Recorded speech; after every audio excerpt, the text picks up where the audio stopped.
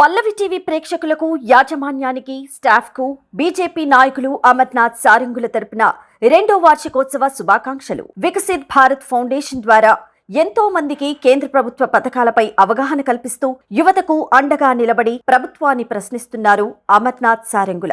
నేటి యువతే దేశ భవిష్యత్తు నిర్మాతలని నమ్మే వ్యక్తి అమర్నాథ్. పల్లవి టీవీ మరిన్ని విజయాలు సాధించాలని కోరుకుంటూ బెస్ట్ విషెస్ అందిస్తున్నారు Amarnath Sarangula. Welcome to Pallavi TV. Siddipet జిల్లాలో సంచలనం రేపుతున్నటువంటి ఒక సీరియల్ కిల్లర్ను, లేడీ కిల్లర్ను పోలీసులు పట్టుకున్నారు. చాలా చాకచక్యంగా సీసీ కెమెరాలు చూసి ఆమె స్ట్రాటజీని పసిగట్టి ఆమెను పట్టుకోవడం జరిగింది. సో ఈమె ఇప్పటికే 2 వరుస హత్యలు చేయగా ఇంకొక నలుగురు మందికి ఆమె స్కెచ్ వేసి వాళ్ళని చంపడానికి స్కెచ్ వేసినట్లు పోలీసులు గుర్తించారు. పోలీసు విచారణలో వెల్లడైంది. అసలు ఎవరు ఆ సీరియల్ కిల్లర్, ఆమె ఎట్లా చంపుతుంది, ఆమె స్ట్రాటజీ ఏంటి, ఆమె మోటో ఏంటి అనేది ఈ వీడియోలో చూద్దాం. ఇక్కడ మీకు వీడియోలో కనిపిస్తున్న ఈమె పేరు రజిత. సో ఈమెది భూంపల్లి, ఎక్కడ అంటే సిద్దిపేట జిల్లా దుబ్బాక పరిధిలోని భూంపల్లి అనే గ్రామం అనుకోవచ్చు.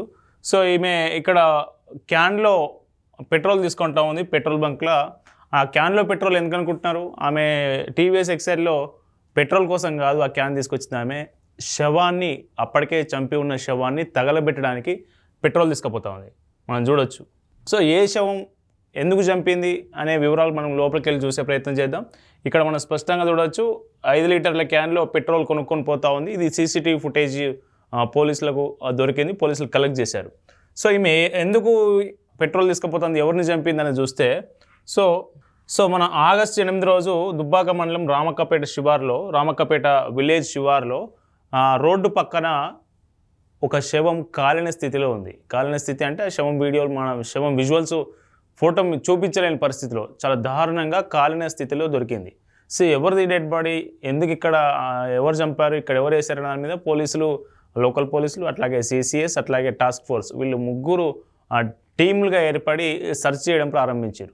సో అక్కడ ఆ రూట్లో ఉన్న సీసీ కెమెరాలు మొత్తం ఫుటేజ్ జల్లడబడితే ఒక కీ పాయింట్ దొరికింది. ఈమె చనిపోయిన ఆమె అతికం విజయ, భూంపల్లి గ్రామానికి చెందిన అతికం విజయగా చెప్తా ఉన్నారు. సో ఈమె ఒంటి మీద బంగారం, పుస్తెలతాడు, అట్లాగే కమ్మలు, ఇట్లాంటి అన్ని వస్తువులను చూసినటువంటి, ఇప్పుడు మనం ఇంతకుముందు చెప్పుకున్నటువంటి కిల్లర్ రజిత ఎవరైతే ఉన్నారో, సో ఆ రజిత ఈమెను ఒంటరిగా ఉండడం చూసి ఈమెను టార్గెట్ చేసి చంపి బంగారం, డబ్బులు, అది బంగారం, ఈమె ఒంటి మీద ఉన్నటువంటి బంగారం కాజేసిందట. సో ఈమె రజిత స్ట్రాటజీ ఏంటి తెలుసా? సో ఇది ఏఐ జనరేటెడ్ పిక్చర్, రజిత లాంటి పిక్చర్. సో ఈమె టీవీఎస్ ఎక్సెల్ వాడుతుంది. ఇంతకుముందుకు పెట్రోల్ బస్కున్న చూసారు కదా, టీవీఎస్ ఎక్సెల్ వాడుతుంది. ఈమె స్ట్రాటజీ ఏంటంటే, ఒక టీ షాప్ దగ్గర కూర్చుంటుంది. టీ షాప్ దగ్గర కూర్చొని ఎవరెవరి గొడవలు ఉన్నాయి, ఎవరింట్లో భూ తగాదాలు ఉన్నాయి, ఎవరింట్లో గొడవలు ఉన్నాయి, సో ఎవరి దగ్గర డబ్బులు ఎక్కువ ఉన్నాయి, ఎవరి దగ్గర బంగారం ఎక్కువ ఉన్నాయి, ఎవరు ఒంటరిగా ఉంటున్నారు. సో మనం ఇంతకుముందు చూసినటువంటి ఫోటోలో ఈమె అతికం విజయ అంటే ఆమె ఒంటరిగా ఉంటుంది, ఇది భూంపల్లిలో. సో ఈమెను టార్గెట్ చేసింది. ఇట్లా ఈమె స్ట్రాటజీ ఏంటంటే, టీ షాప్ దగ్గర కూర్చోవాలి, వచ్చిపోయే వాళ్ళందరినీ గమనించాలి. సో ఎవరినో ఒకరిని టార్గెట్ చేయాలి. ఆ టార్గెట్ చేయడం కూడా ఎట్లా చేస్తుందంటే, ఇప్పుడు ఈ విజయ్కు వీళ్ళకి సంబంధించినటువంటి గెట్టు పంచాయతీలు, భూ తగాదాలు కొనసాగుతూ ఉన్నాయి. సో ఒకవేళ ఈమెను లేపేస్తే అవతల వారి మీదకి పోతుంది కదా అనుమానం. సో భూ తగాదాల వల్లనే వాళ్ళు ఈమెను హత్య చేసిరనే ఈ నెపం వాళ్ళ మీదకి పోతుందనే ఉద్దేశంతో అట్లా టార్గెట్ చేసి మరి చాలా ప్లాన్గా, పకడ్బందీగా ఈమెను హత్య చేసింది. ఎట్లా హత్య చేసిందంటే, సో ఒక టీ షాప్ దగ్గరికి ఏదో మాట్లాడదామనో రమ్మనో పిలిచి లోపలికి తీసుకెళ్ళి గొంతు నులిపి హత్య చేశారు. సో ఈమెతో పాటు మనం చెప్పుకుంటున్నటువంటి రజిత ఎవరైతే ఉన్నారో, ఈమెతో పాటు ఓ బాలుడు. సో మనం బాలుడు వివరాలు బయటపెట్టడానికి లేదు, ఎందుకంటే అతను మైనరు. సో అతన్ని ప్రస్తుతం జువైనల్ హోమ్కు తరలించారు. ఆ బాలుడు, ఈమె, సో వీళ్ళిద్దరు కలిసి విజయ్ అనే ఆమెను చంపి, సో ఆ డెడ్ బాడీని టీవీఎస్ ఎక్సెల్ మీద ముందు పెట్టుకొని పోయి రామక్కపేట శివార్లో రోడ్డు పక్కన వేసి, ఆమె మళ్ళీ క్యాన్ తీసుకొని వచ్చి, సో ఆ పెట్రోల్ బంక్లో పెట్రోల్ కొట్టించుకొని పోయి డెడ్ బాడీ మీద పోసి తగలబెట్టారు. సో అప్పుడు సగం గాలింది, సగం గాలకుండా అట్లే ఉండిపోయింది. సో ఇది పరిస్థితి.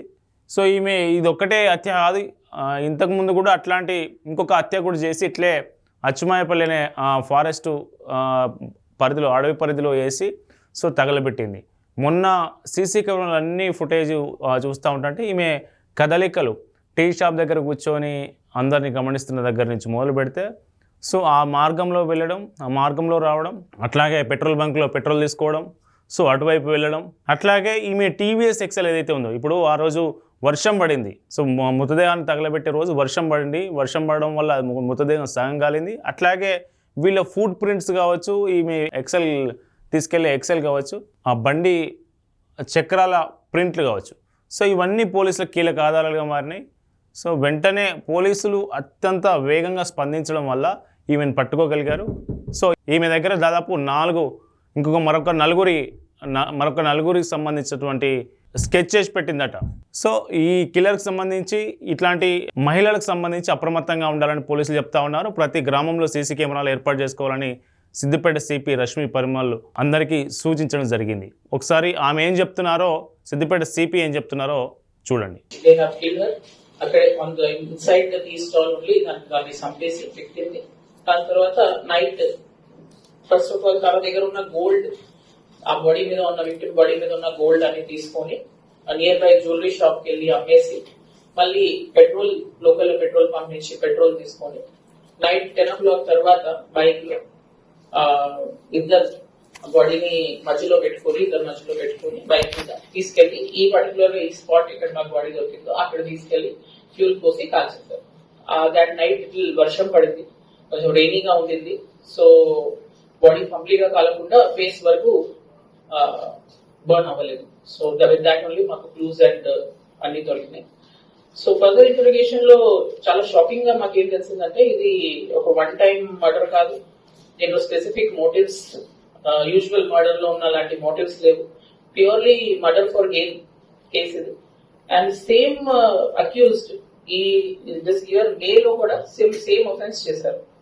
దిస్ ఇయర్ మే లో సెకండ్ విక్టిమ్ కుంటా రేఖ అని resident of that same double bedroom houses 26